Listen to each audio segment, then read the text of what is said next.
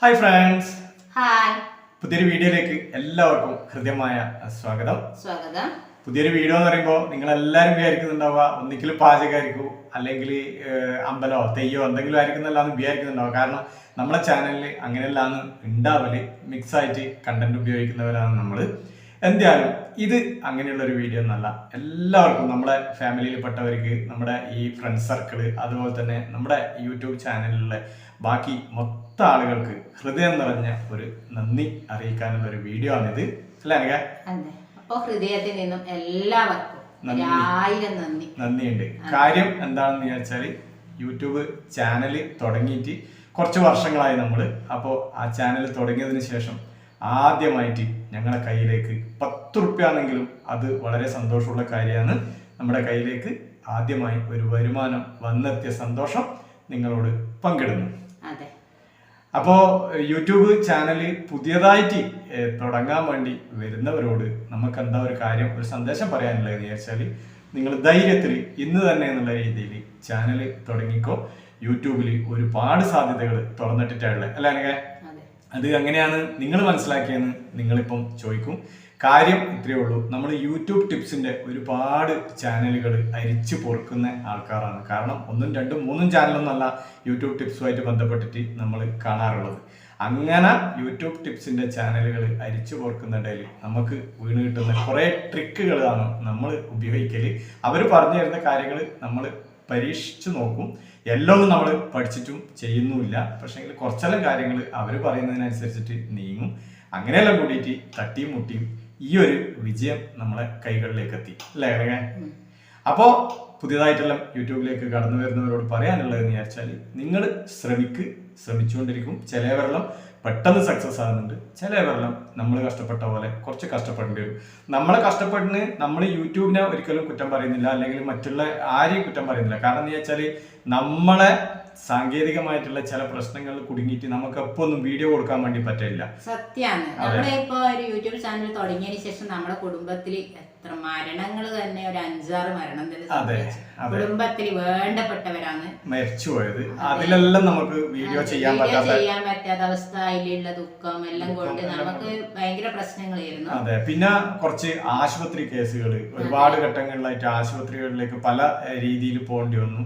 അങ്ങനെ ആ ഒരു സമയം നമുക്ക് വേസ്റ്റ് ആയി. പിന്നെ അത് കൂടാണ്ട് എന്ന് വിചാരിച്ചാൽ, ഞാനൊരു ടാക്സി ഡ്രൈവറാണ്. അപ്പോൾ ഈ നമ്മുടെ ടാക്സിയിലെ യാത്രകൾ വരുന്ന സമയത്ത് ചിലപ്പോൾ നമുക്ക് വീഡിയോ കൊടുക്കാൻ പറ്റില്ല.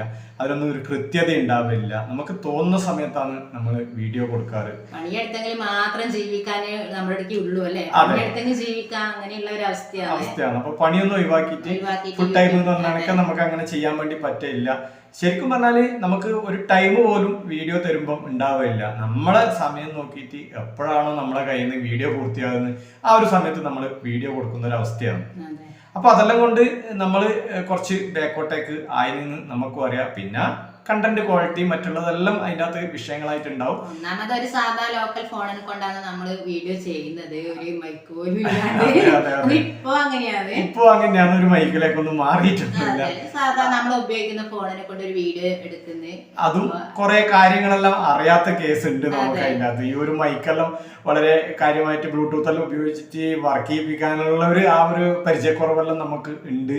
ഇപ്പോഴും നമ്മൾ അതിൻ്റെ അകത്തൊന്നും അത്ര എക്സ്പെർട്ട് ഒന്നും ആയില്ല. അപ്പോൾ നമ്മൾ മൊബൈലിൽ തന്നെ പരമാവധി വോളിയം കൂട്ടിയെടുത്തിട്ടാണ് ഇപ്പോഴും വീഡിയോ പബ്ലിഷ് ചെയ്യുന്നത്. അപ്പൊ അങ്ങനെ ഇങ്ങനെയെല്ലാം ആയിട്ട് തട്ടിമുട്ടി പോവട്ടെ. നിങ്ങളെ നല്ല മക്കളെല്ലാം നല്ലോണം സപ്പോർട്ട് ചെയ്യുക. എന്തെങ്കിലും ഉണ്ടെങ്കിൽ സംശയം ഉണ്ടെങ്കിൽ അവര് പറഞ്ഞു തരും. അതെ, അപ്പന്റെ മക്കളിൽ പ്രത്യേകിച്ച് നന്ദനെല്ലാം നന്നായിട്ട് സപ്പോർട്ട് ചെയ്യാനും ഒരു കാര്യങ്ങൾ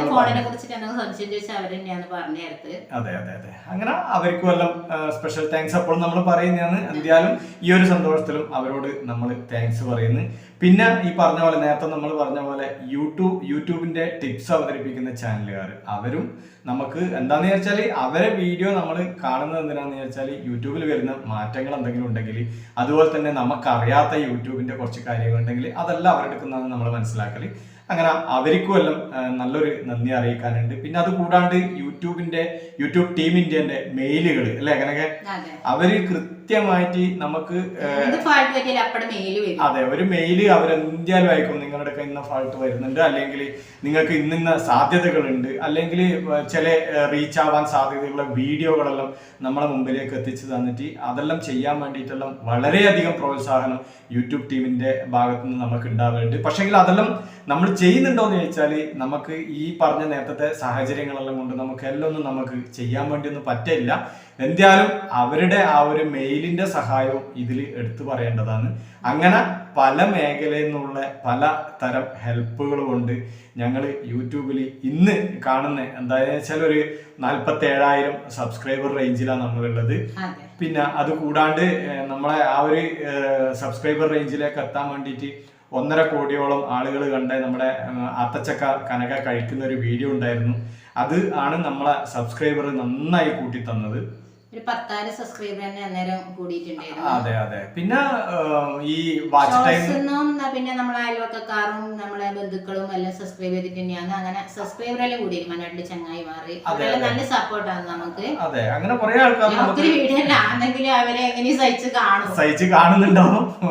അപ്പൊ അങ്ങനെയുള്ളതാണ്. പിന്നെ നമ്മള് ഇങ്ങനെ ഈ വാച്ച് ഓവർ ആവാൻ വേണ്ടിട്ട് ഒരുപാട് വീഡിയോകൾ മാറി മാറി ചെയ്തിട്ടൊന്നും നമുക്ക് ആ വാച്ച് ഓവർ പൂർത്തിയാക്കാനുള്ള ആ ഒരു സമയം കഴിഞ്ഞിട്ട് നമുക്ക് വരുന്നില്ല. പിന്നെ നമുക്ക് വാച്ച് ഓവർ ഘട്ടഘട്ടമായിട്ട് കുറയാൻ തുടങ്ങി. അപ്പൊ നമുക്ക് വീണ്ടും ടെൻഷൻ ആവാൻ തുടങ്ങി. അതെ അതെ.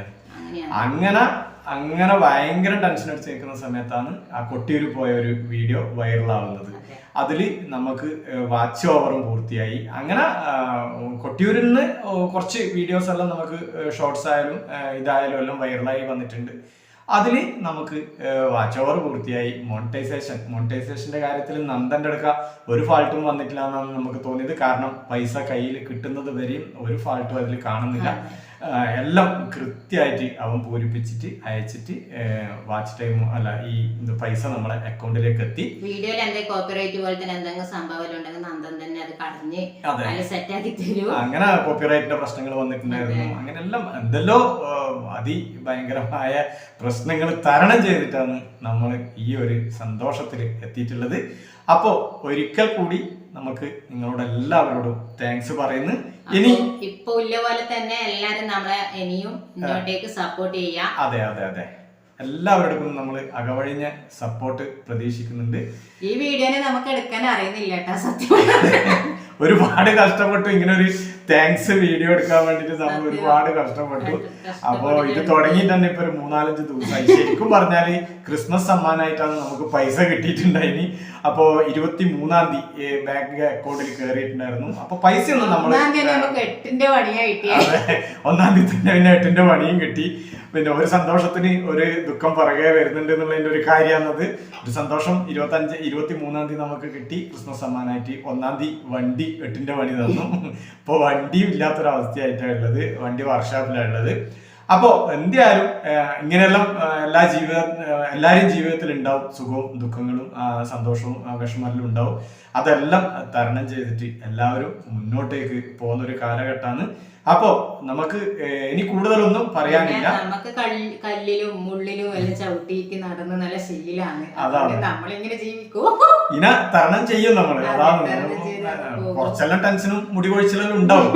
എന്നാലും അതല്ല ഇതിന്റെ ഭാഗമാണ്. ടെൻഷൻ അനുഭവിക്കുമ്പോൾ മുടി കൊഴിച്ചിലുണ്ടാവും. എന്തായാലും നിങ്ങളോട് ഇനിയും നന്ദി പറഞ്ഞിട്ട് നിങ്ങളെ വിഷമിപ്പിക്കുന്നില്ല, ബുദ്ധിമുട്ടിപ്പിക്കുന്നില്ല. അപ്പോൾ എല്ലാവരോടും ബൈ പറഞ്ഞിട്ട് വീണ്ടും ഒരു നന്ദി പറഞ്ഞിട്ട് ഈ വീഡിയോ ഇവിടെ അവസാനിപ്പിക്കുകയാണ്. തുടർന്നും ഞങ്ങളെ പല വീഡിയോ വരുന്നുണ്ട്. എല്ലാവരും സപ്പോർട്ട് ചെയ്യണം. ബൈ.